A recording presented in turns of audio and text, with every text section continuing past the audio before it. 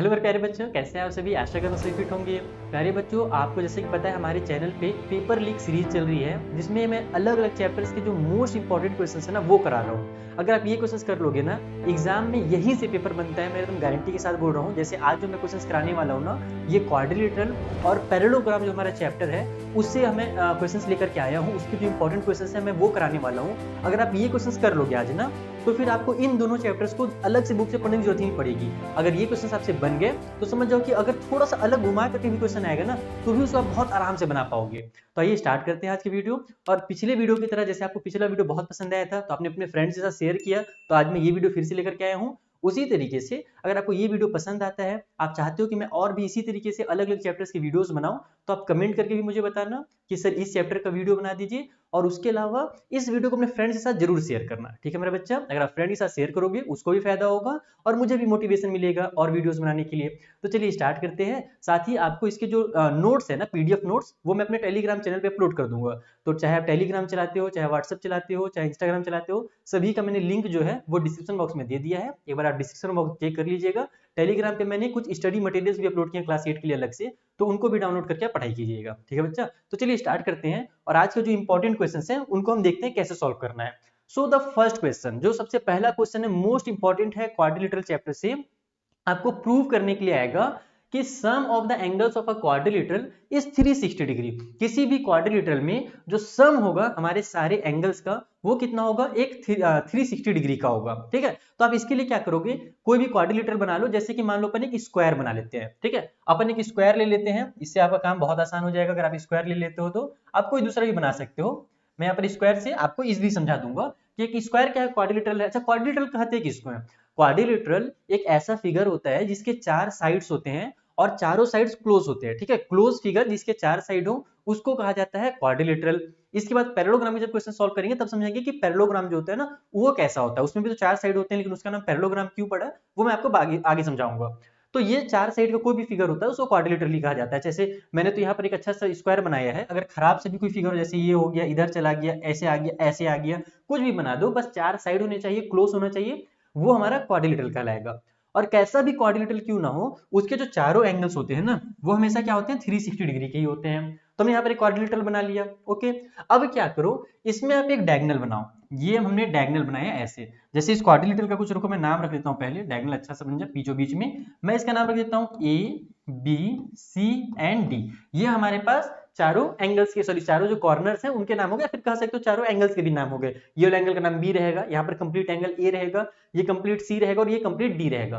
तो चारों एंगल का जो सम है वहां पर हम लोग को क्या करना है, उन चारों का सम को ही 360 प्रूव करना है, ठीक है। तो हमको प्रूव क्या करना है, सबसे पहले तो यहाँ पे लिखना पड़ेगा टू प्रूव हमको प्रूव करना है एंगल ए प्लस में एंगल बी प्लस में एंगल सी एंड प्लस में एंगल डी इक्वल टू 360। ये अपने को यहाँ पर प्रूव करना है। तो इसके लिए हमने क्या किया, सबसे पहले एक छोटा सा हमने कंस्ट्रक्शन किया, ठीक है, कंस्ट्रक्शन किया। उसमें हमने क्या क्या बनाया है, तो हमने ड्रॉ किया एक स्क्वायर, ड्रॉ अ स्क्वायर, एक स्क्वायर बनाइए जो कि क्वाड्रिलेटरल ही है ना, उसका नाम है एबीसीडी, ठीक है, स्क्वायर का नाम एबीसीडी है। और उसमें हमने क्या किया, डायगोनल बनाया एसी, है ना, ज्वाइन एसी डायगोनल, या फिर बस ज्वाइन एसी कर दो, बस ए और सी को हमने ज्वाइन कर दिया, वो हमारा डायगोनल कहलाता है, ठीक है। अब इसमें हम लोग को प्रूफ क्या क्या मिलेगा वो देखो, हम लोग इसको लिखेंगे वैसे कि इसके अंदर प्रूफ क्या है भैया, कि ये हमारे चारों जो एंगल है ना वो 360 है। इसके हमारे पास क्या सबूत है, तो सॉरी प्रूफ लिख दिया हमने, प्रूफ लिखोगे इसको डिटेल में, प्रूफ हमारे पास क्या क्या सबूत है कि ये हमारे चारों एंगल 160 है। तो सबसे पहले देखो, हमारा ये जो ट्रायंगल आपको दिख रहा है ना एबीसी, और इधर से जो ट्रायंगल एडीसी मिल रहा है, आप इनका यूज कीजिए, क्योंकि हम ट्रायंगल का तो रूल जानते ही है कि किसी भी ट्रायंगल में जब तीनों एंगल को प्लस किया जाता है तो 180 डिग्री आता है। तो बस हम लोग यहाँ पर से उसी रूल का यूज करेंगे। हम लिखेंगे कि इन ट्रायंगल ए बी सी, सबसे पहले ट्रायंगल ए बी सी के अंदर, ठीक है। तो अच्छा, स्क्वायर अगर नहीं भी बनाते कोई दूसरा बनाओगे तो भी काम चल जाएगा, मैंने पहले बनाया था बताया आपको। तो इस ट्रायंगल के अंदर हमारे पास ये वाला एंगल, ये एंगल और ये एंगल, ठीक है। ये जो हमारे पास तीनों एंगल, इन तीनों का सम जो होगा 180 होगा। मैं क्या करता हूँ, इन एंगल्स का नाम कर देता हूँ, क्योंकि अगर मैं इसको देखो अलग से नाम दूंगा ना तो इसका नाम BAC रखना पड़ेगा, इसका नाम BCA रखना पड़ेगा। तो जब कभी भी एग्जाम में क्वेश्चन है ना तो बड़े बड़े नाम मत लिखो, टाइम बचाना है ना। तो जब आपने यहाँ पर कंस्ट्रक्शन किया ही है तो उसमें एंगल्स का नाम भी लिख दो। जैसे मैं क्या करूंगा, इसका नाम दे दूंगा एंगल 1, इसका नाम दे दूंगा एंगल 2, और ये तो मेरा एंगल B पहले से है, ठीक है। तो इन ट्रायंगल ABC हमारा एंगल नंबर 1 प्लस में एंगल नंबर 2 और प्लस में एंगल नंबर B, इन तीनों का सम कितना होगा, तो इन तीनों का सम 180 डिग्री होगा। ओके, उसके बाद जो ऊपर का हमारा ट्रायंगल है उसमें भी सेम वैसी चीज होंगी। ऊपर के ट्रायंगल का यहाँ पर मैं नंबर दे देता हूँ 3 और यहाँ पर नंबर दे देता हूँ 4। तो और यहाँ पर हमारे पास ये एंगल D बना हुआ है ये वाला।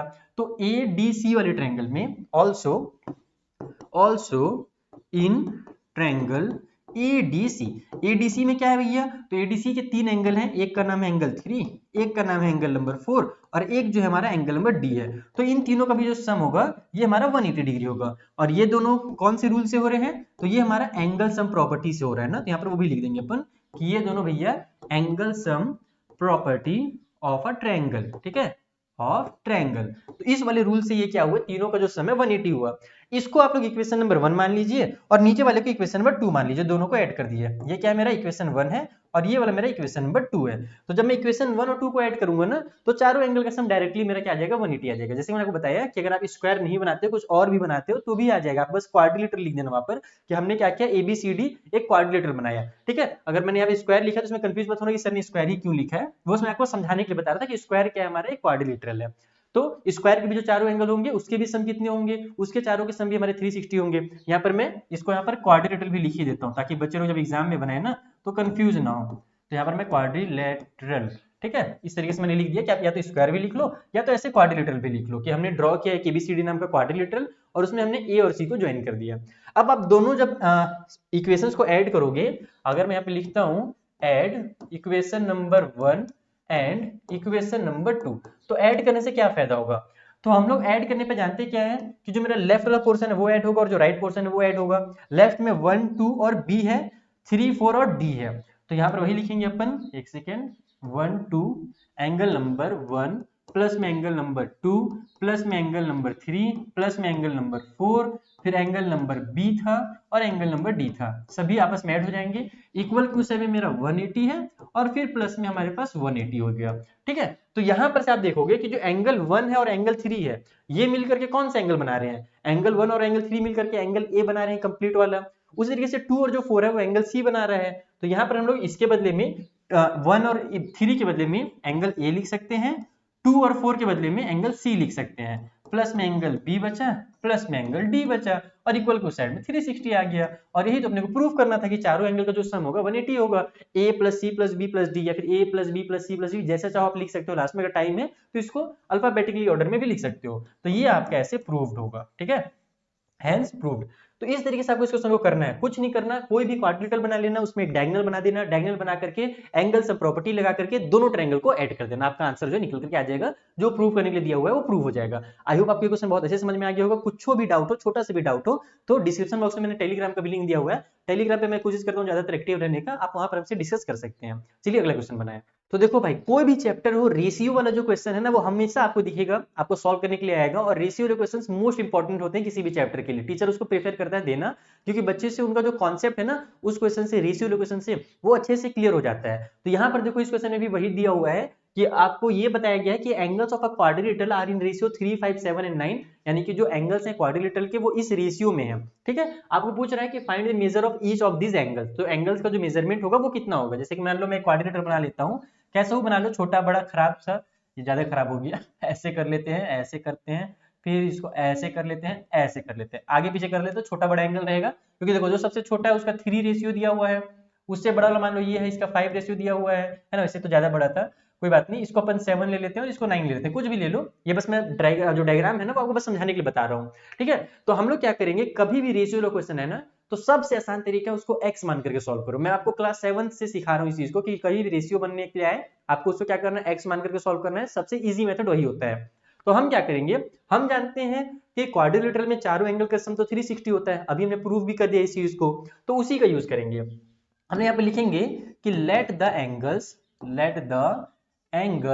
बी जो एंगल्स हैं वो हमारे 3x हैं, 5x हैं, 7x है और 9x है। ठीक है, हमने सभी का जो रेशियो दिया हुआ था उसको हमने x के फॉर्म में लिख लिया। अब क्या होगा नाउ, अब हमारे पास हमको पता है कि जो सम होता है चारों एंगल का, यानी 3x में अगर मैं 5x को प्लस करता हूं और उसमें फिर मैं 7x को प्लस करता हूं एंड लास्ट में मैं 9x को अगर प्लस कर देता हूं तो मेरा जो सम है वो 360 डिग्री निकल करके आ जाएगा। इसको बोलते हैं angle sum property of quadrilateral. ठीक है, angle sum property of quadrilateral. ठीक है, जैसे वहां पे ट्रायंगल होता है ना, वैसे यहाँ पर क्वाड्रिलेटरल लिखना रहता है और कुछ नहीं। तो अगर सभी को प्लस करोगे तो यहाँ से आपका x का वैल्यू आ जाएगा, x का वैल्यू आ जाएगा तो वो पुट कर देना, आपका आंसर आ जाएगा। है इजी क्वेश्चन, सारे बच्चे लेकिन नहीं बना पाते हैं, तो जिन बच्चों से नहीं बनता है वो ध्यान से समझ लो कैसे करना है। पहले हमने x मान लिया सभी को, है ना, 3 के रेशियो में था 3x, 5 के रेशियो में था 5x, इस तरीके से लिख लिया। सभी का जो सम होगा 360 होगा, जैसे कि भी हमने पिछले वाले क्वेश्चन में देखा। अब यहाँ पर से आप वैल्यू निकाल लो, तो ये हो जाएगा 7 और 3 हमारे पास 10, 5 15 और 9 हो जाएगा हमारे पास कितना, 15 और 9 24 हो गया। सो ये बन गया आपका 24x इक्वल टू साइड में 360 है, हमको तो x की वैल्यू चाहिए पहले, तो ये हो जाएगी आपकी 360 डिवाइड बाई में 24, कैंसिल कर लो आप लोग, 12 से 12 टू जा हो गया, 12 थ्री जा हो गया, ये 0 उतर गया, फिर 2 का टेबल में 15 टाइम पे 30 कट हो जाएगा, यानी x की जो वैल्यू है वो कितनी आ गई, 15 डिग्री निकल करके आ गई। तो अगर x की वैल्यू 15 डिग्री है तो हमारा जो फर्स्ट एंगल है, सो जो फर्स्ट एंगल होगा हमारा, फर्स्ट एंगल वो कितने डिग्री का होगा, बताओ जल्दी से कितने डिग्री का होगा, फट से दाओ दिमाग से, बहुत आराम से दिख रहा होगा आपको। फर्स्ट वाला एंगल 3x था ना, 3x का मतलब है कि 3 का मल्टीप्लाई 15 से करना है, तो 15 3 जा 45 होता है, तो पहला जो एंगल था वो 45 डिग्री का होगा। उसी तरीके से आपका जो सेकंड एंगल है वो निकल करके आ जाएगा। ये सब आपको मैं होमवर्क दे करके जा रहा हूँ ना, आप लोग कमेंट करके बताओ कि जो दूसरा वाला एंगल हमारा 5x है उसकी वैल्यू कितनी निकल करके आएगी, फिर जो हमारा 7x है उसकी वैल्यू कितनी निकल करके आएगी, और जो 9x है उसकी वैल्यू। ये सब आप लोग का होमवर्क है, कमेंट करके भी बता सकते हो और टेलीग्राम पे भी आप लोग इसका आंसर मुझे भेज सकते हो। ठीक है, चलिए तो ये बन गया हमारा रेशियो वाला क्वेश्चन। आई होप आपको रेशियो वाला क्वेश्चन भी समझ में आ गया हो कैसे करना है। आगे और भी क्वेश्चन रेशियो वाले हैं लेकिन वो थोड़े से दूसरे क्वेश्चन है, वहां पर एंगल सम प्रॉपर्टी नहीं लगाना है, कुछ और सा रूल लगाना है। आइए समझते हैं उन क्वेश्चंस को।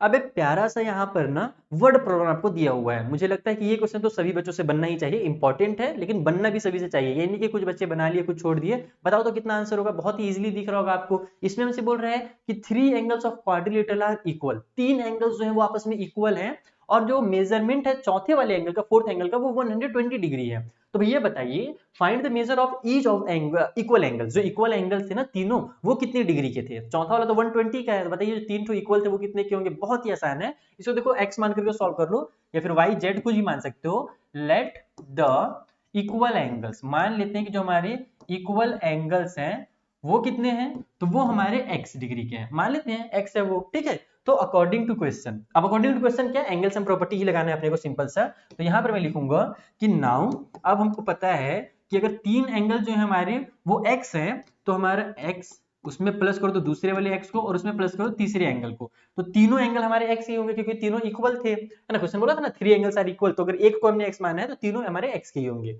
और जो चौथा एंगल है वो 120 डिग्री का है, तो इन चारों का जो सम होगा फिर से 360 हो जाएगा। जैसे आप लोग angle sum property of triangle लगाते हो वैसे ही बस आपको यहाँ पर angle sum property of quadrilateral लगाना है। यहाँ पर लिख भी लेना उस चीज को ना कि हमने यहाँ पर एंगल सम प्रॉपर्टी लगाया हुआ है। ठीक है, तो यहां से आपका ये बन जाएगा x x x, जब 3 बार प्लस करोगे तो 3x आएगा। अच्छा, इस चीज में भी कंफ्यूजन रहता है बच्चों को, जैसे कि देखो भाई जब आप प्लस करते हो ना, मान लो मैं x में x को प्लस कर रहा हूं तो ये आपका 2x बनेगा, और जब आप मल्टीप्लाई करते हो ना x में x का तो वो भैया x का स्क्वायर बनता है। ठीक है, तो इसमें गलत मत करना, यहाँ पर आप लोग इसको क्या करोगे 3x लिखोगे, इसको x का क्यूब मत लिख देना। ये चीज बहुत सारे बच्चे क्लास 9 तक जाकर के गलती करते हैं फिर सुधरते हैं, तो ये चीज आप लोग को अभी से सीखना है ताकि बाद में ये सब गड़बड़ ना करो बड़े होने के बाद। तो यहाँ पर जब तीनों x हम प्लस करेंगे तो ये हमारा 3x हो जाएगा, ये 120 को उधर भेज दो आप लोग तो ये हो जाएगा 360 और 120 उधर जाकर के माइनस का 120 हो गया, तो सो 3x इक्वल टू हो गया आप यहाँ से 240 डिग्री।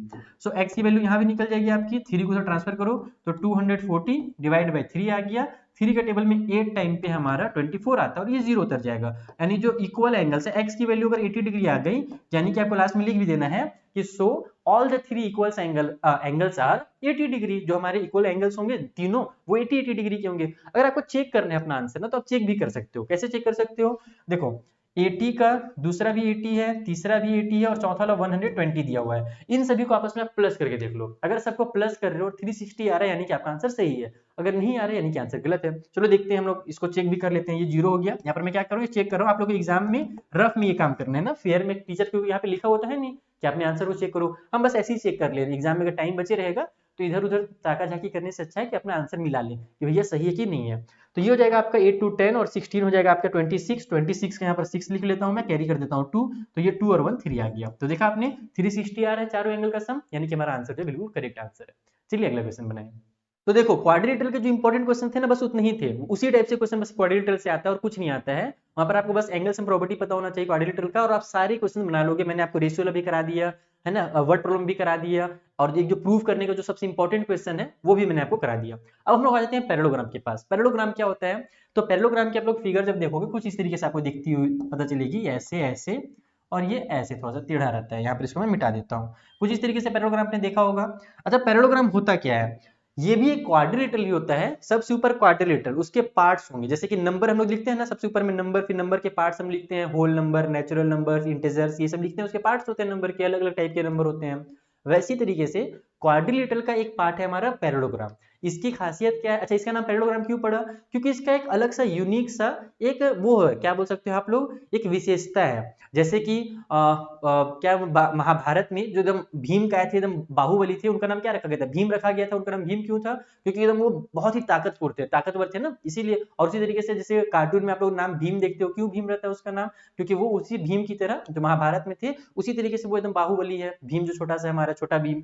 तो वैसे ही इसका भी एक अलग सा प्रॉपर्टी है, इसीलिए इसका नाम पैरेललोग्राम रखा गया। प्रॉपर्टी क्या है? तो आपने पैरेलल लाइंस पढ़े हैं ना, बस पैरेलल लाइन वाला ही प्रॉपर्टी यहाँ पर काम करता है। इसके जो अपोजिट साइड्स होते हैं ना वो आपस में इक्वल एंड पैरेलल होते हैं। मेरा थोड़ा सा ये वाला और ये वाला पैरेलल नहीं दिख रहा है, लेकिन ये भी आपस में पैरेलल ही रहता है।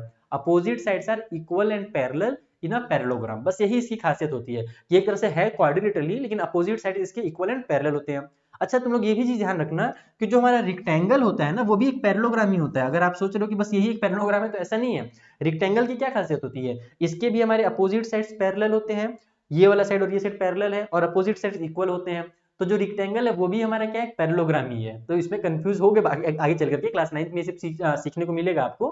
बाकी मैं आपको अभी से ही बता दे रहा हूँ कि क्वाड्रिलेटरल नाम होता है सबसे पहले जिसके 4 साइड्स होते हैं, उसके अंदर ही हमारा पैरेललोग्राम आता है। जो रेक्टेंगल स्क्वायर है ये भी क्या है? पैरेललोग्राम की एक पार्ट है।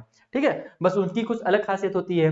ये रेक्टेंगल में हमारे पास आमने सामने के साइड इक्वल एंड पैरेलल होते हैं, और स्क्वायर में चारों साइड हमारे पास इक्वल एंड पैरेलल होते हैं। तो बस ये सब चीजें हैं। आइए मैं आपको इसके क्वेश्चंस करके बताता हूं, तब आपको समझ में आएगा इस पे कौन सी प्रॉपर्टी यूज होगी, वो मैं आपको समझाना बहुत ज्यादा जरूरी है। तो देखो भाई, इस क्वेश्चन में क्या कहा गया है? इसमें कहा गया है कि जो एडजेसेंट एंगल है पैरेललोग्राम के, एडजेसेंट मतलब अगल बगल वाले, आप चाहे इसको और इसको ले लो, चाहे इसको और इसको ले लो, जिसको भी लेना चाहो। मैं ऊपर वाला हमेशा लेता हूं। ऐसा क्यों करता हूं अभी मैं आपको समझाऊंगा भी कि ऐसा मैं क्यों करता हूं, ऊपर नीचे वाला एंगल क्यों लेता हूं। तो एडजेसेंट एंगल जो है पैरेललोग्राम के अगल बगल के जो एंगल हैं उनका वैल्यू दिया हुआ है 2x प्लस में 25 और 3x माइनस में 5। द वैल्यू ऑफ x, बताइए जो x की वैल्यू होगी वो कितनी होगी। तो देखो एडजेसेंट एंगल यानी कि अगल बगल के एंगल।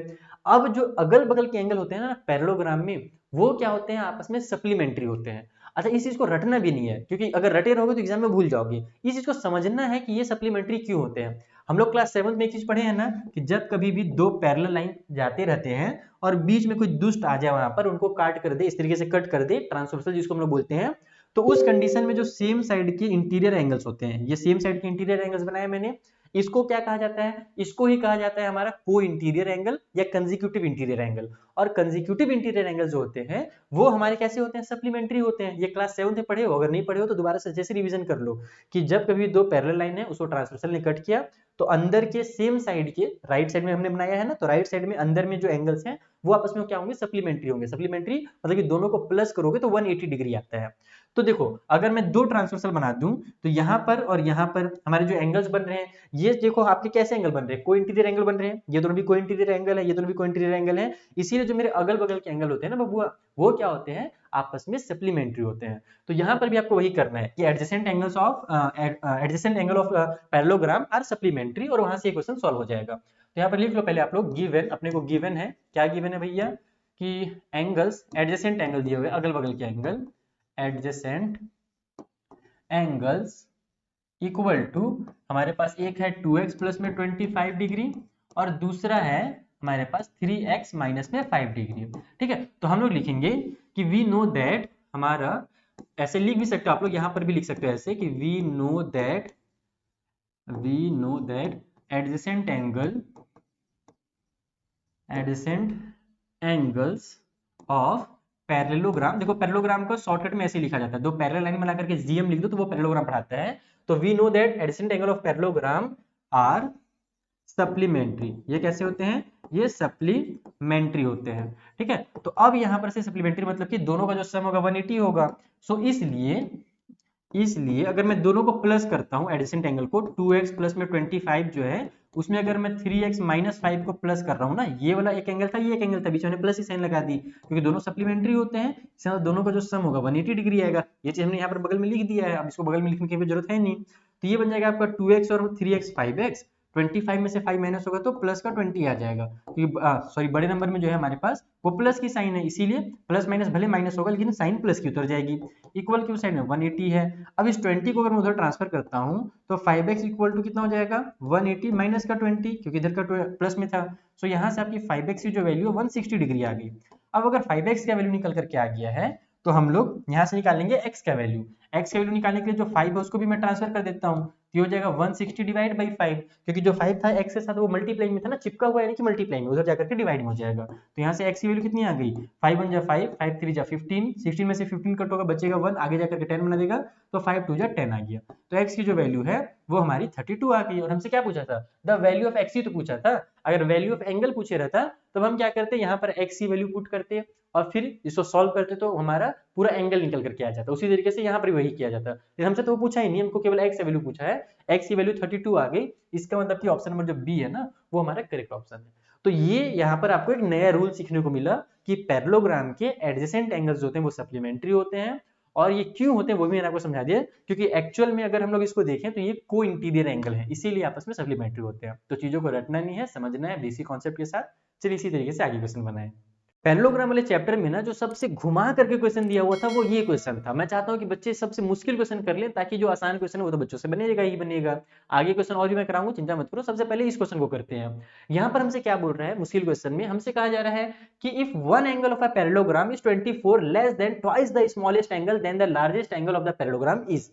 अब मैं एक ही सांस में पढ़ दिया हूं तो तुम लोग कंफ्यूज मत हो जाना, आराम से समझो इसको। हमसे कहा जा रहा है कि एक पैरेललोग्राम में, जैसे कि मान लो ये हमारा पैरेललोग्राम है, ठीक है, ये मैंने एक पैरेललोग्राम बनाया, इसमें जो एक एंगल है ये वाला एंगल मान लो वो स्मॉलेस्ट वाले एंगल का, स्मॉलेस्ट कौन सा होगा? ये स्मॉलेस्ट होगा और ये स्मॉलेस्ट होगा। वैसे तो अपोजिट एंगल्स होते हैं पैरेललोग्राम के, वापस में इक्वल होते हैं, ये भी ध्यान रखना कि ये एंगल और ये एंगल इक्वल होगा, ये एंगल और ये एंगल इक्वल होगा, ठीक है। तो हम लोग को क्या बोल रहा है कि जो एक एंगल है, चाहे आप इसको ले लो चाहे इसको ले लो, मैं इसको ले लेता हूं, वो क्या है? स्मॉलेस्ट वाले एंगल्स का ट्वाइस अगर करते हैं, डबल करते हैं, तो उससे भी 24 कम है। तो मान लो सबसे पहले कि जो हमारा स्मॉलेस्ट एंगल है वो कितना है? वो x है। सबसे पहले स्मॉलेस्ट एंगल को x मान लो।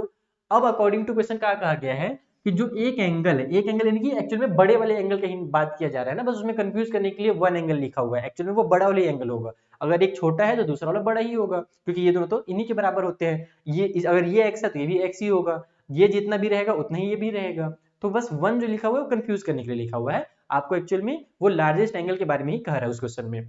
तो ये वाला जो एंगल है वो कितना है भैया?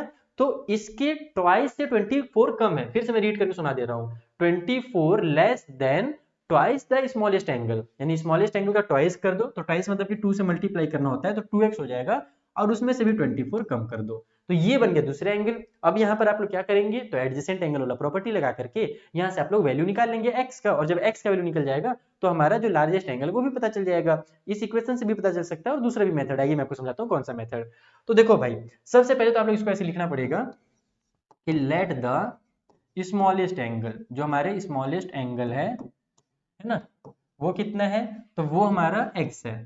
तो according to question, so according to question जो लार्जेस्ट एंगल होगा, लार्जेस्ट एंगल वो कितना होगा? तो वो हो जाएगा आपका 2x माइनस में 24, जैसे मैंने आपको पहले ही समझा दिया कि इस एंगल का ट्वाइस से 24 कम है। तो बस यहीं से आपका लग जाएगा एडजेसेंट एंगल वाला प्रॉपर्टी।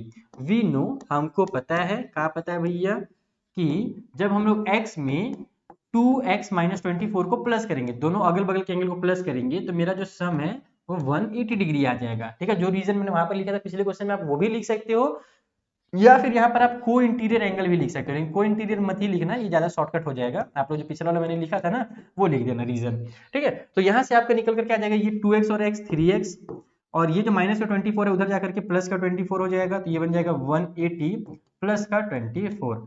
सो 3x की जो वैल्यू है वो कितनी निकल करके आ गई यहाँ पर से, ये हो जाएगा 200 में 4 ऐड करेंगे तो 204 आ गया। अब आप लोग यहाँ से x की वैल्यू निकाल लो, तो ये हो जाएगी 204 डिवाइड बाई में 3, ये 3 यहाँ मल्टीप्लाई में था, यहाँ करके डिवाइड में आ गया। 3 के टेबल से हमारा 3 6 18 होता है, 20 से 18 कट गया, बचा 2, वो 2 आगे जाकर के 24 बना देगा, तो 3 के टेबल में 8 टाइम पे 24 आ जाएगा, यानी कि जो छोटा वाला एंगल है वो मेरा 68 डिग्री का है। ठीक है, जो छोटा एंगल है 68 का है। सो लार्जेस्ट एंगल जो होगा वो आप दो तरीके से निकाल सकते हो। लार्जेस्ट एंगल निकालने के लिए पहले तो आप यहाँ पर से इस इक्वेशन को भी सॉल्व कर सकते हो, और इक्वेशन अगर सॉल्व नहीं करना चाहते हो तो सबसे आसान तरीका क्या है, हमें क्या पता है कि जो लार्जेस्ट वाला एंगल है, बड़ा वाला जो एंगल है, उसमें अगर हम लोग छोटे वाले एंगल को प्लस करते हैं तो 180 आता है। यानी कि अगर हम लोग लार्जेस्ट एंगल अगर मुझे निकालना रहे डायरेक्ट शॉर्टकट तरीके से, तो मैं क्या करूंगा, यहाँ पर लार्जेस्ट एंगल लिख करके मैं डायरेक्ट 180 में से 60 जो 8 आया है ना, छोटा वाला जो एंगल आया है उसको माइनस कर दूंगा। जैसे कि देखो भाई, अगर मेरा छोटा वाला एंगल 80 का है, बड़ा वाला एंगल 100 का है, तो 80 और 100 मिला दो तो 180 आता है ना। अगर मान लो मुझे बड़ा वाला एंगल नहीं दिया हुआ है, मुझे बस निकालना है बड़ा वाला एंगल कितना है, और छोटा एंगल अगर मुझे पता है, तो मैं कैसे निकाल सकता हूँ बड़े वाले एंगल को, मैं डायरेक्ट 180 में से माइनस कर दूंगा छोटे एंगल को, तो भी मेरा 100 बड़ा वाला एंगल आ जाएगा। उसी तरीके से मैं यहाँ पर कर रहा हूँ, ये कोई नए ट्रिक व्रिक नहीं है, बस कॉन्सेप्ट है। कॉन्सेप्ट क्लियर रखो अपना मैथ का, सारे क्वेश्चन आपको आसान लगेंगे, क्या चिंता कर रहे हो। तो ये हो गया आपका यहाँ पर से 180 में से अगर 60 माइनस 80 60 माइनस हुआ तो आ जाएगा आपका 20 में से 8 और माइनस कर देंगे तो 12 आ जाएगा। यानी कि 112 डिग्री जो है वो हमारा बड़ा वाला एंगल है, जो कि आपको यहाँ पर ऑप्शन नंबर सी में दिख रहा होगा। देखो ये रहा ऑप्शन नंबर सी। बाकी अगर आप ये वाला इजी मेथड नहीं लगा सकते हो, कॉन्सेप्ट क्लियर नहीं है, तो आप फिर यहाँ पर सॉल्व कर लो। ये कर लो 2 मल्टीप्लाई में आपका 68, ठीक है, माइनस का 24, तो इसको जब मल्टीप्लाई करोगे तो ये हो जाएगा आपका कितना, 8 टू 16 का 6 कैरी हो गया 1, 6 टू 12 और 1 13, माइनस में 24, इसको माइनस कर दो, 6 में से 4 माइनस हुआ 2, 3 में से 2 माइनस हुआ तो 1, और ये 1 उतर गया। तो यहाँ से भी आपका आंसर निकल करके आ जाएगा। ये दूसरा मेथड है, ये मेथड मुझे ज्यादा अच्छा लगता है, इजी वाला मेथड। तो आप लोग को जो मेथड इजी लगे वो कर लो भाई यूज, आपको ये लगता है इजी तो इसका यूज कर लो। तो ये था पैरेललोग्राम का एक इंपॉर्टेंट क्वेश्चन। आइए कुछ और क्वेश्चन बनाते हैं। तो जैसे कि वहां पर क्वाड्रिलेटरल में आया था ना रेशियो वाला क्वेश्चन, वैसे यहाँ पर पैरेललोग्राम में भी रेशियो वाला क्वेश्चन आ गया। मैंने कहा ना कि हर चैप्टर में रेशियो वाले क्वेश्चन होते हैं, और वो क्वेश्चन इंपॉर्टेंट भी होते हैं, वो आपको सॉल्व करने आना चाहिए, क्योंकि वो इजी रहते हैं, टीचर को चेक करने में भी मजा आता है और बच्चों को बनाने में भी मजा आता है, इसलिए टीचर उन क्वेश्चन को जरूर देते हैं का क्वेश्चन। तो देखो भाई, इसमें क्या दिया हुआ है रेशियो से रिलेटेड, कि two adjacent angles of a parallelogram are in the ratio 4:5, यानी कि दो जो एडजेसेंट एंगल है पैरेललोग्राम के वो 4 और 5 के रेशियो में है। Find the measure of each of this angle, यानी कि जो हमारे एंगल्स हैं उनका आपको मेजरमेंट निकालना है। तो सबसे आसान काम क्या है, 4x और 5x मान लो। तो लेट द एंगल्स बी, मान लेते हैं जो एंगल्स है वो 4x है एंड 5x है। अब हमको पता क्या है, हमको ये पता है वी नो दैट, फिर से यहाँ पे लिखोगे वी नो दैट, हमको जानकारी है। क्या जानकारी है भैया, कि अगर एडजेसेंट एंगल को यानी कि 4x में अगर मैं प्लस कर देता हूं 5x को, तो 4x प्लस 5x, ये प्लस की साइन तो कुछ खतरनाक ही बन गई, नया टाइप का प्लस बन गया, कोई बात नहीं। तो 4x plus 5x equal to 360 बोल रहा हूँ सॉरी 180 डिग्री होगा, है ना। एडजेसेंट एंगल ऑफ हमारे क्या बोल सकते हो, पैरेललोग्राम के एडजेसेंट एंगल का जब सम करते हैं तो 180 आता है। यहाँ पर से आपका ये 9x बन करके x की वैल्यू निकल करके आ जाएगी। देखो बहुत आसानी से, ये पिछले क्वेश्चन से भी आसान है। सो x इक्वल टू हो जाएगा आपका 180 डिवाइड बाई में 9, इसको कट करोगे तो 9 के टेबल में 2 टाइम पे आएगा और ये 0 उतर जाएगा, यानी x की जो वैल्यू है वो 20 निकल करके आ गई ना। अगर x की वैल्यू 20, अच्छा 20 क्या है, तो 20 डिग्री आएगा ना, क्योंकि डिग्री में था, तो x की वैल्यू अगर 20 डिग्री निकल करके आ गई है, तो हमारे पास जो 4x और 5x वो भी निकल जाएगा। जो हमारा फर्स्ट एंगल था, ठीक है, फर्स्ट एंगल इक्वल टू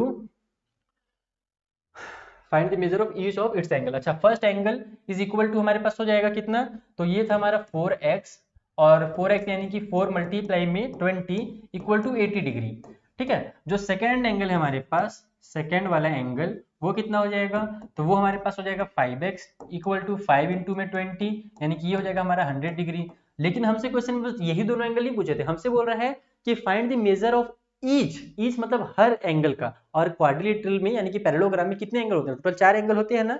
तो जैसे कि मान लो अगर ये मेरा पैरेललोग्राम है, ये मेरा एंगल 1 है, ठीक है, ये वाला मेरा एंगल 2 है, ये 3 होगा, ये 4 होगा। हमको क्या पता है अपोजिट एंगल्स इक्वल होते हैं, तो अगर 1 हमारा निकल करके आया है 80, तो जो 3 होगा वो भी 80 ही होगा। जो हमारा थर्ड एंगल होगा वो कितना होगा, वो भी हमारा 4x होगा, यानी कि वो भी हमारा 80 डिग्री का होगा। और जो फोर्थ वाला एंगल होगा वो 2 के बराबर होगा, तो यहाँ पर आप लोग फोर्थ एंगल भी लिखोगे इक्वल टू हो जाएगा आपका 5x, यानी कि ये भी हमारा 100 डिग्री का होगा। इस तरीके से हमारे चारों जो एंगल है वो आपको निकाल करके दिखाने, चारों एंगल दिखाना है ना, केवल 2 एंगल लिख करके छोड़ मत देना ना, क्योंकि वहां पर ईच एंगल लिखा हुआ था। तो ये बन गया पैरेललोग्राम का रेशियो वाला क्वेश्चन। अब एक ऐसा क्वेश्चन लेते हैं जिसको बच्चे लोग समझते तो कि बहुत ही आसान क्वेश्चन है, जैसे पिछला क्वेश्चन हम तुरंत बन गया, वैसे इसको भी बनाते हैं लेकिन गड़बड़ कर देते हैं। गड़बड़ क्या करते हैं, आइए मैं आपको समझाता हूँ, पहले क्वेश्चन पढ़ते हैं। क्वेश्चन में हमसे बोला जा रहा है कि two sides of a parallelogram are in the ratio 5:3। दो जो साइड्स है हमारे पैरेललोग्राम के वो 5 और 3 के रेशियो में है। जैसे कि मैं यहाँ पर एक पैरेललोग्राम बना लेता हूँ, रुको, ये हुआ और ये हुआ, ठीक है। मान लो छोटा वाला 3 की रेशियो में, बड़ा वाला जो है 5 के रेशियो में है। हम क्या जानते हैं, opposite sides are equal in parallelogram ना, ये भी ध्यान रखना, पैरेलल के साथ इक्वल भी होते हैं। अगर इसका पेरीमीटर जो है वो 64 सेंटीमीटर में है तो find the length of each side. तो उसके जो साइड्स है ना, जो हमको 5 और 3 के रेशियो में दिए हुए हैं, वो आपको बताने हैं वो कितने होंगे। तो सबसे पहला जो यहाँ पर लॉजिक आपका काम करना चाहिए कि पेरीमीटर का मतलब क्या होता है, चारों साइड का सम होता है, ठीक है। तो अगर ये वाला साइड मेरा 5 के रेशियो में है तो इसको मैं 5x ले लूंगा, ये साइड 3 के रेशियो में है तो इसको मैं 3x ले लूंगा। अब क्या करना है, केवल 5x। अच्छा बच्चे लोग गलती क्या करते हैं, स्पीड में ऐसे लिखते हैं, देखो क्या बता रहा हूं जल्दी से, कि गलती क्या होता है वो समझ लो, ताकि फिर आप लोग ये गलती ना करो। Let the angles be 5x and 3x। मान लेते हैं एंगल 5x एंड 3x है, हमको बोला गया है कि पेरीमीटर इक्वल टू 64 सेंटीमीटर दिया हुआ है। तो बच्चे लोग क्या करते हैं, बस फट से इन दोनों को प्लस कर देते हैं, पिछले वाले में किए थे ना वैसे ही कर देते हैं। गलती ही हो जाता है कि वो रटा रटाया नॉलेज यूज करते हैं, कॉन्सेप्ट यूज नहीं करते हैं, बस ऐसे लिख देंगे 5x + 3x = 64, और ये मेथड ही हमारा गलत हो जाता है। क्योंकि पेरीमीटर मतलब होता है चारों साइड का सम। अब चारों साइड कैसे निकाले, तो हमको तो दो ही साइड दिया था, तो मैंने आपको बताया ना कि अपोजिट साइड्स आर इक्वल। तो अगर ये 5x है तो ये भी 5x होगा, अगर ये 3x है तो ये भी 3x ही होगा। अब आपका यहाँ पर से ये नहीं बनेगा, आपका ये इस तरीके से बनेगा, आप इसको 5x प्लस में 3x फिर 5x और प्लस में 3x ऐसे लिखोगे तब चारों साइड आएगा, और चारों साइड का जो सम है वो 64 है। ऐसे कर सकते हो, या फिर दूसरा तरीका इसका भी हो सकता है शॉर्टकट में, आप इसको 5x + 3x करके 2 से मल्टीप्लाई कर दो। जैसे हम लोग रेक्टेंगल का निकालते हैं पेरीमीटर, 2 मल्टीप्लाई में लेंथ प्लस ब्रेथ, इस तरीके से भी कर सकते हो। लेकिन इतना मैं आपको रटवाना नहीं चाहता हूँ कोई भी चीज ना, इसीलिए मैं आपको कॉन्सेप्ट समझा रहा हूँ कि ऐसे बनाओ तो ज्यादा अच्छा रहेगा, ये कॉन्सेप्ट आपका क्लियर हो जाएगा। 5 और 5 आपका 10 हो गया, 3 और 3 6 हो गया, यानी कि टोटल आ जाएगा 16x इक्वल टू साइड में हमारा 64 है। सो x की वैल्यू हो जाएगी 64 डिवाइड बाई में 16 के टेबल में 4 टाइम पे हमारा 64 आ जाता है, डायरेक्ट कट कर देते हैं। सो x की जो वैल्यू होगी वो 4 आ जाएगी, 4 क्या सेंटीमीटर, क्योंकि ये 64 भी सेंटीमीटर में था। सो अगर x की वैल्यू 4 सेंटीमीटर है तो हमारे पास जो साइड्स होंगे वो भी वैसे ही निकल जाएंगे, यानी कि सो साइड्स ऑफ पैरेललोग्राम आर, जो साइड्स होंगे वो कितने होंगे, पहला वाला 5x था तो ये हो जाएगा आपका 5 × 4 यानी कि 20 सेंटीमीटर, ठीक है। दूसरा वाला हमारे पास 3x था तो ये हो जाएगा आपका 3 × 4, तो 3 4 जा 12 सेंटीमीटर। आप चाहो तो आंसर को अपना चेक भी कर सकते हो, यहाँ पर 20 रखो, यहाँ 20 रखो, यहाँ 12 रखो, यहाँ 12 रखो, सभी को ऐड करके देख लो, सबको ऐड करोगे तो आपका 64 ही आएगा। तो ये बन जाएगा आपका ये क्वेश्चन। आप लोग लिख भी सकते हैं all sides of parallelogram are 20 20 and 12 हमारा सेंटीमीटर, क्योंकि चार साइड होते हैं और जो हमको पता है कि अपोजिट साइड तो इक्वल होंगे ही, तो लास्ट में वो चीज भी लिख सकते हो। तो इस तरीके से क्वेश्चन को बनाना है बबुआ, समझ में आ रहा है ना। कुछ दिक्कत होगा तुरंत कमेंट मारना या फिर टेलीग्राम पे पहुंच जाना, ठीक है। बाकी व्हाट्सएप वाला चैनल भी हम बना दिए हैं, क्योंकि बहुत सारे बच्चे टेलीग्राम नहीं चलाते हैं। व्हाट्सएप में मैं कोशिश कर रहा हूँ, या कोशिश मैं क्या कर रहा हूँ, मैं उम्मीद कर रहा हूँ कि जल्द से जल्द वहाँ पर और फीचर्स आएंगे, जैसे पीडीएफ वगैरह अपलोड करने का, तो मैं वहाँ पर भी आपको पीडीएफ प्रोवाइड कराऊंगा। अभी तक वहाँ पर पीडीएफ का ऑप्शन नहीं है, केवल आपके पास इमेज वगैरह भेजने का ऑप्शन है ना, तो कोशिश करूंगा मैं जल्द से जल्द वो भी काम हो जाए। चलो अगला क्वेश्चन बनाते हैं। एंगल वाले क्वेश्चन बहुत बना लिए हो, अब थोड़े से साइड वाले भी बना लो। जैसे पिछला क्वेश्चन साइड का था ना, वैसे यहाँ पर भी है, पेरीमीटर दिया हुआ है लेकिन एक ट्विस्ट है, यहाँ पर वर्ड प्रॉब्लम बना करके दिया हुआ है। मैं अलग अलग टाइप के क्वेश्चन इसीलिए लाया हूँ ताकि आप एक एक सब्जेक्ट में, यानी कि एक एक टॉपिक जो हमारे पास दिया हुआ है ना, उसके अलग अलग टाइप से क्वेश्चन कर लो। पैरेललोग्राम के मैं सभी अलग टाइप के क्वेश्चन कराना चाहता हूँ, क्वाड्रिलेटरल के सभी अलग टाइप के क्वेश्चन मैंने करा दिए। तो यहाँ पर भी देखो एक वर्ड प्रॉब्लम दिया हुआ है पेरीमीटर से रिलेटेड। इसमें बोल क्या रहा है कि the perimeter of a parallelogram is 140 centimetre. Parallelogram का पेरीमीटर दिया हुआ है 140। If one of the side is longer than other, यानी एक साइड जो है वो दूसरे वाले साइड से लंबा है, कितना लंबा है भैया, बाई 10 सेंटीमीटर, यानी कि 10 सेंटीमीटर ज्यादा है एक साइड दूसरे वाले से। तो बताइए लेंथ जो होगा उसके साइड्स का, ईच साइड का, यानी चारों साइड का कितना लेंथ होगा। तो यहाँ पर सबसे पहले तो एक पैरेललोग्राम बना लो। जैसे मैंने बताया पैरेललोग्राम रेक्टेंगल सब सेम चीजें हैं, ये भी एक पैरेललोग्राम ही कहलाता है। आप ऐसे भी बना सकते हो एग्जाम में, गलत बिल्कुल नहीं होगा। तो सबसे पहले हमारे पास हमने बनाया पैरेललोग्राम, इसमें हम लोग साइड को लेते हैं। जैसे कि हमारा मान लो जो छोटा वाला साइड अगर मैं उसको x ले लूंगा तो बड़ा वाला जो साइड है वो x + 10 हो जाएगा, क्योंकि क्वेश्चन में बोला है कि जो एक साइड है वो दूसरे वाले साइड से 10 सेंटीमीटर ज्यादा है। तो जो ज्यादा है वो हम लोग इसको ले लेते हैं और छोटा जो है कम है उसको इसको ले लेते हैं। तो छोटा वाला को x मान लिए, तो जो बड़ा वाला था वो x + 10 हो गया अकॉर्डिंग टू क्वेश्चन। तो यहाँ पर हम लिखेंगे कि लेट द स्मॉलेस्ट या फिर smaller side be x centimeter. मान लेते स्मॉलर साइड हमारा x सेंटीमीटर है, देन अकॉर्डिंग टू क्वेश्चन के हिसाब से जो बिगर साइज हो, बिगर वाला हमारा ये जो साइड दिया हुआ है ये वाला साइड वो कितना होगा, तो bigger side is equal to x plus में 10 या 10 प्लस में x, जो लिखना चाहो लिख लो, ये हो जाएगा, मैं x प्लस में 10 ही लिख देता हूँ, ठीक है। और ये भी हमारा सेंटीमीटर में ही आएगा क्योंकि जो पेरीमीटर है वो हमको सेंटीमीटर में दिया हुआ है। नाउ अब हमसे दिया हुआ है पेरीमीटर, अब हम लोग पेरीमीटर का यूज करेंगे। तो पेरीमीटर में क्या दिया हुआ है भैया, पेरीमीटर में दिया हुआ है हमको 140 सेंटीमीटर, ये पेरीमीटर है ना। तो बस यहाँ पर से आप लोग क्या करो, सबको प्लस कर दो, जैसे पिछले बार में किए थे ना, अपोजिट साइड्स पैरेललोग्राम के इक्वल होते हैं। तो पिछले बार चलो मैंने बेसिक वाला चीज सिखाया था आपको कि ये x है तो ये भी x होगा, ये x + 10 है तो ये भी x + 10 होगा। आप इस मेथड से भी बना सकते हो, और दूसरा जो मेथड मैं बताया था ना फॉर्मूला वाला, वो मेथड मैं यहाँ पर लगा देता हूँ। ये हो जाएगा आपका x और प्लस में x + 10, और इसका मैं मल्टीप्लाई कर देता हूँ 2 से। आप लोग x + x फिर x + 10 प्लस में x + 10 ऐसे भी कर सकते हो ना, वो गलत नहीं होगी, जैसे पिछला क्वेश्चन किया था वैसे भी कर सकते हो। ये मैंने यहाँ पर फॉर्मूला मेथड सिखा दे रहा हूँ ताकि आपको सारी चीजें समझ में आ जाए, कुछ भी आपका टॉपिक जो है ना वो बचे ही ना, आपको हर मेथड सीखने को मिल जाए। तो ये बन गया ऐसे, ये दोनों को अगर प्लस करोगे तो ये बन जाएगा 2x प्लस में 10, तो ब्रैकेट में हो गया 2x प्लस में 10 इक्वल टू साइड में 140। एक काम करता हूँ मैं इस 2 को भी ट्रांसफर कर देता हूँ, यहाँ पर मल्टीप्लाई का झंझटे नहीं रखते हैं। ये 2 यहाँ पर क्या में था, मल्टीप्लाई में था ना, ये बाहर में रहता है कि मल्टीप्लाई में, उधर भेज दूंगा तो डिवाइड में हो जाएगा, तो और काम आसान हो जाएगा, 140 डिवाइड बाई 2 हो जाएगा। तो ये बन गया आपका यहाँ से 2x प्लस में 10 इक्वल टू साइड में आपका 70 आ गया। x को पहले 10 को उधर भेज देता हूँ मैं, तो 2x इक्वल टू हो जाएगा 70 माइनस में 10 यानी कि 60 आ जाएगा, 2x इक्वल टू 60 आ गया। यहाँ पर मैं उस चीज को लिख देता हूँ एक बार कि 2x जो वैल्यू है वो 60 आ गई, तो मुझे अगर x की वैल्यू निकालनी होगी तो मैं 60 को 2 से डिवाइड दे दूंगा जो कि हमारा 30 आ जाएगा, यानी x जो है वो हमारा 30 सेंटीमीटर है। तो हमारा जो स्मॉलर वाला साइड था वो कितना हो जाएगा, इसलिए जो स्मॉलर या फिर ऑल साइड्स लिख देते हैं ना, स्मॉलर और ग्रेटर क्या करूं, या फिर चलो स्मॉलर लिख दो तो लिख देता हूं, smaller side equal to 30 centimeter, and जो हमारा ग्रेटर वाला है, जो लार्जर वाला साइड है, लार्जर साइड वो कितना था, वो उससे 10 ज्यादा था, तो 30 प्लस में 10 यानी कि 40 सेंटीमीटर हो जाएगा। अब हमको यहाँ पर फिर से वही चीज बोला था कि ईच साइड, जो भी चारों साइड है सबको बताना है ना। तो यहाँ पर ऑल साइड्स शॉर्टकट में लिख देता हूं मैं, इक्वल टू एक 30 होगा, दूसरा 40 होगा, फिर एक 30 होगा और दूसरा वाला 40 होगा, और सब क्या में होंगे, सेंटीमीटर में होंगे। तो इस तरीके से आपका ये क्वेश्चन भी बनेगा, ठीक है भाई, बना लोगे ना आराम से, कुछ दिक्कत हो तो पूछ लेना। चलिए आगे बढ़े। अब थोड़ा सा मुश्किल क्वेश्चन आ जाता है। मुश्किल क्यों है, क्योंकि बहुत सारे बच्चे कॉन्ग्रेंट ऑफ ट्रायंगल अच्छे से नहीं पढ़े हैं, तो कॉन्ग्रेंट वाला पार्ट अगर नहीं पढ़े रहोगे तो ये क्वेश्चन थोड़ा मुश्किल लगता है। अब अच्छा, इसमें कॉन्ग्रेंट होता क्या है ये मैं आपको वो समझा दूं। आर.एस. अग्रवाल का क्वेश्चन है, ये बहुत इंपॉर्टेंट क्वेश्चन है। ये क्वेश्चन भी टीचर एग्जाम में देते हैं, क्योंकि इसमें आपका पैरेललोग्राम भी हो जाएगा और आपका कॉन्ग्रेंट भी हो जाएगा, ट्रायंगल भी बन जाएगा, दोनों चीजें बन जाएंगी, इसीलिए क्वेश्चन एग्जाम में आता है। मैं आपको समझा देता हूँ, बहुत ही आसान क्वेश्चन है। देखो क्या बोल रहा है इसमें, इन द एडजेसेंट फिगर, जो बगल में आपको फिगर दिख रहा है उसमें एबीसीडी एक रेक्टेंगल है, रेक्टेंगल यानी पैरेललोग्राम कह लो, रेक्टेंगल कह लो, दोनों एक ही चीज है। If BM and DN are perpendicular from B and D on AC, यानी कि हमने क्या किया, ABCD एक रेक्टेंगल बनाया, फिर A से लेकर के C को मिला दिया, एक डायगोनल AC बना दिया।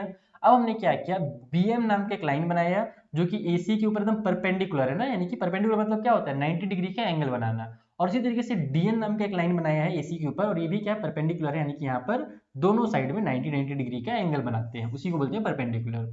अब बोला जा रहा है प्रूव कीजिए कि जो BMC है, ये वाला ट्रायंगल, देखो BMC ये छोटा सा ट्रायंगल है ना ये वाला, और DNA ये वाला ट्रायंगल, तो ये दोनों ट्रायंगल के आपस में कॉन्ग्रेंट है। कॉन्ग्रेंट का आपको रूल पता होना चाहिए कि कौन कौन से रूल से ट्रायंगल्स कॉन्ग्रेंट होते हैं। अगर आपको वो नहीं पता रहेगा तो ये क्वेश्चन मुश्किल हो जाएगा आपके लिए। तो कॉन्ग्रेंट ऑफ ट्रायंगल जो है उसको भी एक बार अच्छे से जरूर पढ़िएगा, ठीक है। अब आपको बोल रहा है, इज इट ट्रू दैट, क्या ये सच है कि जो BM है वो इक्वल है DN के, यानी कि ये वाला जो साइड BM है और ये वाला जो साइड DN है, क्या ये इक्वल है, ये सच बात है क्या। चलो देखते हैं। सबसे पहले तो कॉन्ग्रेंट प्रूफ करेंगे। कॉन्ग्रेंट प्रूफ कैसे करेंगे ये मैं आपको समझाता हूँ। पहले आपको लिखना पड़ेगा in triangle BMC and triangle DNA। तो इन दोनों ट्रायंगल के अंदर क्या क्या चीजें इक्वल है, सिमिलर है। तो सबसे पहले तो देखो इसका जो, अच्छा पहले हमने उस ट्रायंगल का नाम लिखा है ना, तो इसका देख लो। इसमें जो हमारे ये BC साइड है और इसमें हमारे पास जो AD साइड है, ये दोनों साइड्स क्या आपस में इक्वल है। AD या फिर DA जो लिखना चाहो लिख लो। तो यहाँ पर से मैं इसको लिखूंगा कि इस वाले का BC और उधर वाले का DA आपस में है इक्वल। और क्यों इक्वल है? क्योंकि ये है अपोजिट साइड्स ऑफ रेक्टेंगल, और रेक्टेंगल के अपोजिट साइड्स क्या होते हैं? इक्वल होते हैं ना। ये देखो ये वाला पार्ट और ये पार्ट क्या होगा? आपस में इक्वल होगा, क्योंकि जो रेक्टेंगल के अपोजिट साइड्स होते हैं वो इक्वल होते हैं। जैसे ये वाला ये और भी इक्वल होगा, लेकिन हमको तो इस छोटे से ट्रायंगल से मतलब है, तो मैं ये और ये साइड को ले लिया। ठीक है, इसमें आपको लिखना भी पड़ेगा अपोजिट साइड्स ऑफ रेक्टेंगल। ठीक है, तो रेक्टेंगल के अपोजिट साइड से इसीलिए आपस में इक्वल हो गए। अब उसके बाद क्या दिख रहा है मुझे? तो ये एंगल तो 90 डिग्री दिख ही रहा है, आप लोग को सबसे पहले वही दिखा होगा कि यहाँ भी 90 यहाँ भी 90 है। लेकिन उससे पहले ये एंगल का यूज कर लो, ये एंगल और ये एंगल। यहाँ पर देखो ये एंगल और ये एंगल आपस में इक्वल है। अब बोलोगे सर ऐसा काहे हो गया, इक्वल काहे हो गया? तो जैसे कि मैंने आपको बताया कि जो रेक्टेंगल होता है वो भी एक पैरेललोग्राम होता है, इसके भी जो अपोजिट साइड्स होते हैं वो पैरेलल होते हैं। देखो मैंने ये DA वाला साइड बनाया और ये मैंने BC जो साइड है वो बनाया है। ये मेरा क्या है? DA है और ये मेरा BC साइड है। अब इसमें जो AC था वो डायगोनल का काम कर रहा था, तो अगर आप इसको और इसको पैरेलल लोगे, AD और BC को अगर पैरेलल लोगे, तो उसमें हमारे पास इस तरीके से जो लाइन बनता है उसको क्या बोलते हैं? उसको बोलते हैं ट्रांसवर्सल। पहले ही मैंने आपको समझाया, क्लास 7 का पोर्शन है। और ट्रांसवर्सल में जो अपोजिट साइड्स के एंगल होते हैं, जैसे ये ऊपर में बन रहा है और ये नीचे में बन रहा है, तो ये जो एंगल्स होंगे इसको कहा जाता है alternate interior angles. Alternate interior angles हमेशा इक्वल होते हैं। देखना कभी भी Z वाला जो एंगल बनेगा ना, देखो इस तरीके से हमारा एक Z बन रहा है, Z में जो एंगल्स बनते हैं ना वो हमेशा इक्वल होते हैं, क्योंकि वो हमारे अल्टरनेट इंटीरियर एंगल कहलाते हैं। क्लास 7 का ये पोर्शन था। ठीक है, तो यहाँ पर वही चीज लिखूंगा कि मेरा जो एंगल है इसका नाम लिख देता हूँ NAD। ठीक है, एंगल NAD वो इक्वल, ऐसा सॉरी पहले तो उधर वाले ट्रायंगल का लिखना पड़ेगा ना, इस वाले ट्रायंगल का एंगल का नाम लिखना पड़ेगा। तो इसका नाम क्या हो जाएगा यहाँ पर से? BCM। ठीक है, angle BCM is equal to इस वाले एंगल का, तो अगर इधर से मैं नाम रखा हूं तो इसको भी इधर से DAN लिखना पड़ेगा। यहाँ पर हो जाएगा एंगल का नाम DAN। जब मैं कॉन्ग्रुएंट पढ़ाऊंगा बच्चा आप लोगों को तो और ज्यादा डिटेल में चीजों समझाऊंगा कि नाम को कैसे लिखा जाता है। कई बार बच्चे लोग नाम लिखने में ही गड़बड़ करते हैं ना, तो नाम लिखने में आपको गड़बड़ नहीं करना है। जैसे उसका नाम लिखे हो वैसे इधर से भी नाम लिखना पड़ेगा, ये नहीं कि कुछ भी नाम लिख दिया। तो ऐसा ये तो इक्वल क्यों है वो भी लिखना पड़ेगा। तो यहाँ पर लिखो आप लोग alternate interior angles. Alternate interior angles थे इसीलिए आपस में इक्वल हो गए। अब ये वाला एंगल 90 का और वो वाला एंगल भी 90 का है, तो BMC उधर से लिख दो और इधर से आपका हो जाएगा DNA। ठीक है, angle BMC is equal to angle DNA। और दोनों क्यों इक्वल हुए? क्योंकि दोनों हमारे पास 90 डिग्री के हैं, तो इज 90 डिग्री, इसलिए दोनों इक्वल हो गए। बस आपका जब यहाँ पर ये इक्वल हो गया इतना सारा चीज, तो हमारे दोनों ट्रायंगल कॉन्ग्रुएंट हो जाएगा। कौन से रूल से होगा? तो देखो एंगल साइड, जो एंगल साइड वाला रूल है उस रूल से हम लोग इसको क्या कर देंगे? कॉन्ग्रुएंट लिख देंगे। सो फाइनली यहाँ पर आप लिख सकते हो खुशी खुशी कि इसलिए जो हमारा ट्रायंगल BMC होगा वो क्या होगा? कॉन्ग्रुएंट होगा हमारे ट्रायंगल DNA का। ठीक है, और ये कौन से रूल से हुआ भैया कॉन्ग्रुएंट? तो ये हुआ हमारा एंगल दो एंगल थे और उसके बाद वाला साइड था, तो एंगल और साइड वाले रूल से ये आपस में कॉन्ग्रुएंट हुए हैं। तो इस वाले रूल से कॉन्ग्रुएंट हो गए। पहला काम तो हो गया कॉन्ग्रुएंट प्रूफ करने वाला। दूसरा एक और काम दिया था हमें। दूसरा काम क्या दिया हुआ था कि क्या ये सच है कि जो इसका BM है और ये जो इसका DN है वो इक्वल है? तो यस ये सच है। हम जानते हैं जब कभी भी दो ट्रायंगल कॉन्ग्रुएंट हो जाते हैं तो उसके सारे करस्पॉन्डिंग पार्ट्स आपस में इक्वल हो जाते हैं। इसका मतलब कि इसका जो DN होगा और इसका जो BM होगा वो आपस में इक्वल होगा, जिसको शॉर्टकट में हम लोग CPCT भी बोलते हैं ना। तो यहाँ पर आप इसको लिखोगे यस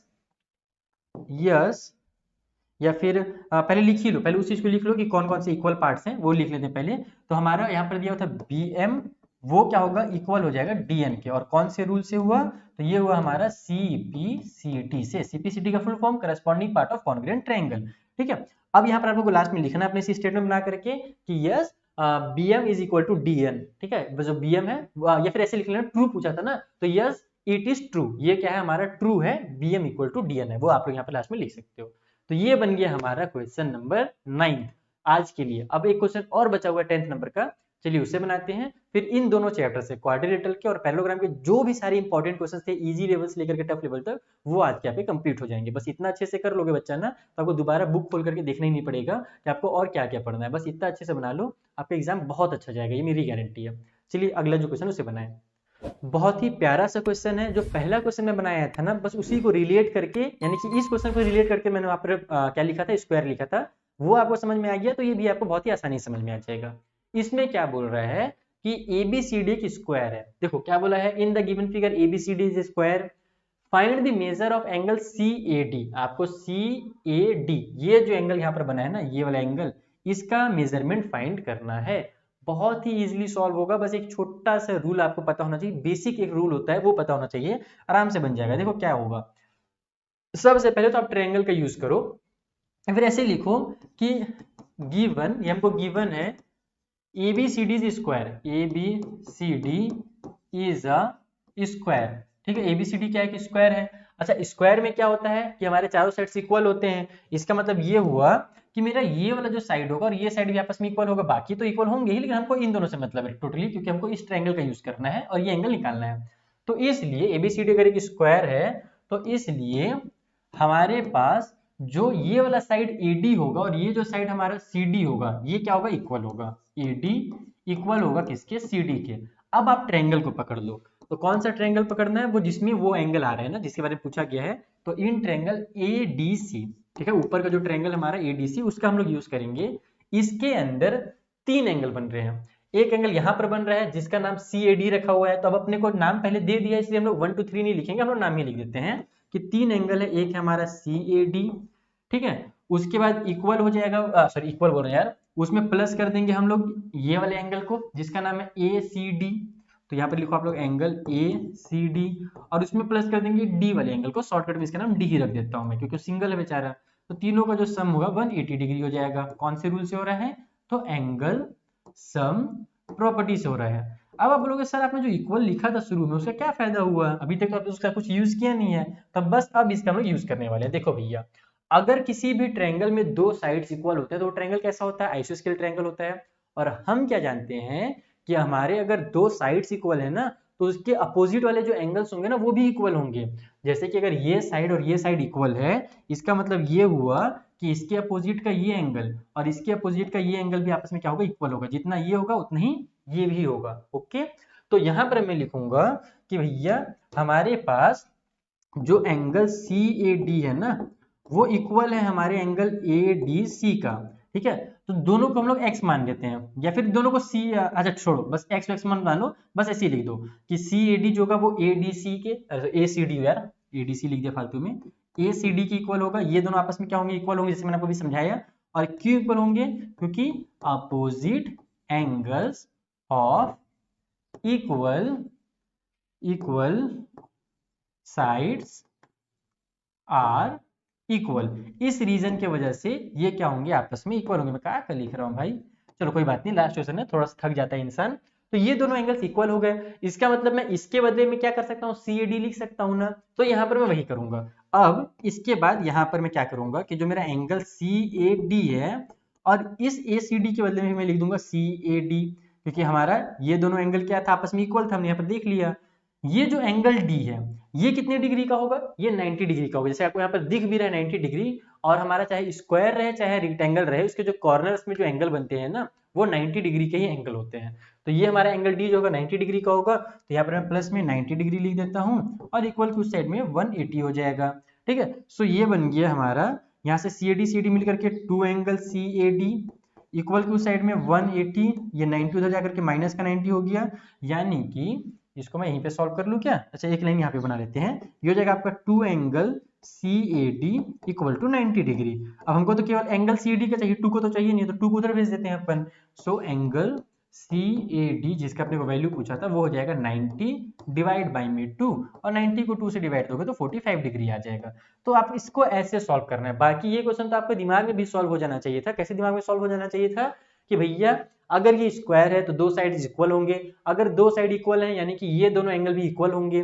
अब हम क्या जानते हैं, तीनों एंगल का जो सम होता है वो 180 डिग्री होता है। उसमें से एक एंगल तो 90 डिग्री का पहले से है, तो 180 में से पहले तो आप 90 को हटा दो, तो बच जाएगा आपके दिमाग में 90 डिग्री। अब आपके दिमाग में ये आना चाहिए कि 90 डिग्री जो बचा हुआ है वो इन दोनों को मिला करके बचा हुआ है और दोनों के आपस में बराबर हैं। तो अगर दोनों बराबर हैं इसका मतलब एक ये भी 45 का होगा, ये भी 45 का होगा, तभी तो दोनों मिला करके 90 होगा।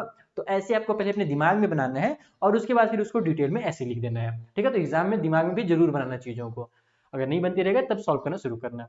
तो आई होप आपका सेशन जो ये वाला मैंने आपके लिए बनाया है इतना मेहनत से, ये आपको बहुत पसंद आया होगा, बहुत फायदा हुआ होगा आपको आज के वीडियो देखने से। अगर फायदा हुआ हो ना तो कमेंट करके जरूर बताना ताकि मुझे मोटिवेशन मिले, और अपने फ्रेंड्स के साथ जरूर शेयर करना, कंजूसी नहीं करना शेयर करने में, आपको पैसा थोड़ी लगता शेयर करने में, बस टाइप सिक्टो किसी भी ग्रुप में उठा करके डाल दिया फ्रेंड वाले ग्रुप में, ताकि बाकी बच्चों को भी हमारा वीडियो मिल जाए और उनको भी चीजें समझ में आने लगे। ठीक है बच्चा पार्टी, तो मिलते हैं अब हम लोग किसी नेक्स्ट वीडियो में किसी अगले चैप्टर के साथ। अगर आप कमेंट करोगे तो मैं और भी जो चैप्टर्स हैं इंपॉर्टेंट चैप्टर्स उनके अलग अलग चैप्टर वाइज में वीडियोस बनाऊंगा, इजी लेवल से हार्ड लेवल तक के जो इंपॉर्टेंट क्वेश्चंस हैं वो मैं आपको करा दूंगा।